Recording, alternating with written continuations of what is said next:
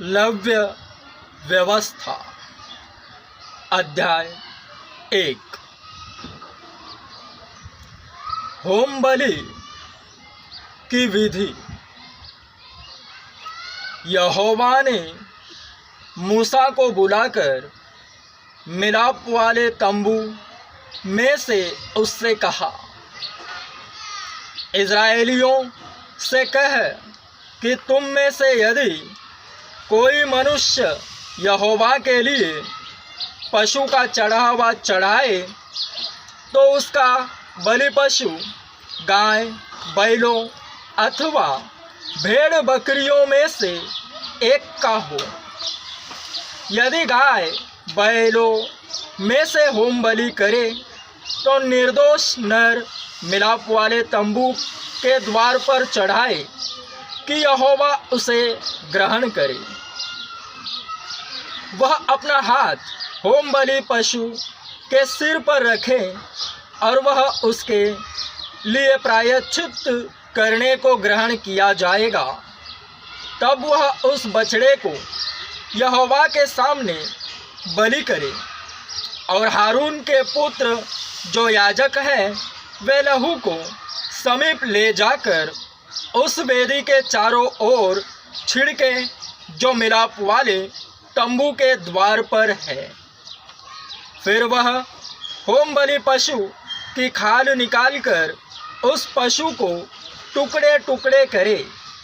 तब हारून याजक के पुत्र वेदी पर आग रखे और आग पर लकड़ी सजाकर रखे और हारून के पुत्र जो याजक है वे सिर और चर्बी समेत पशु के टुकड़ों को उस लकड़ी पर जो वेदी की आग पर होगी सजा कर रखे और वह उसकी अंतड़ियों और पैरों को जल से धोए। तब याजक सबको वेदी पर जलाए कि वह होम बलि यहोवा के लिए सुखदायक सुगंध वाला हवन ठहरे। यदि वह भेड़ों या बकरों की होम बलि चढ़ाए तो निर्दोष नर को चढ़ाए और वह उसको यहोवा के आगे वेदी की उत्तरी और बलि करे।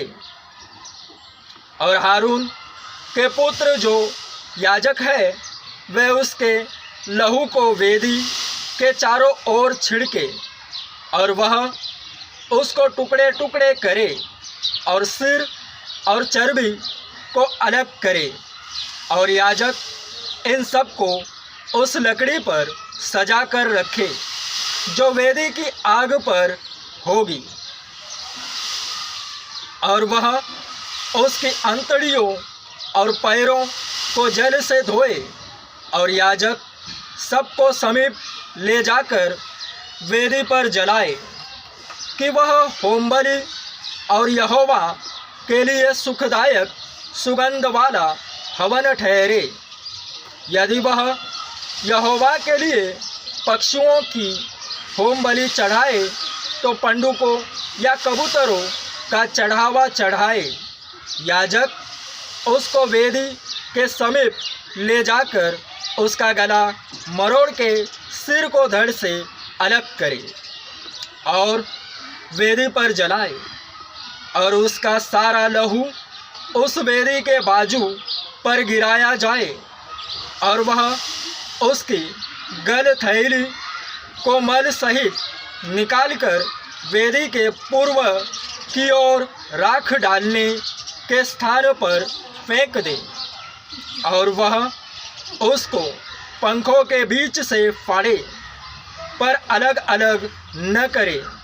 तब याजक उसको वेदी पर उस लकड़ी के ऊपर रखकर जो आग पर होगी जलाए कि वह होम बलि और यहोवा के लिए सुखदायक सुगंध वाला हवन ठहरे।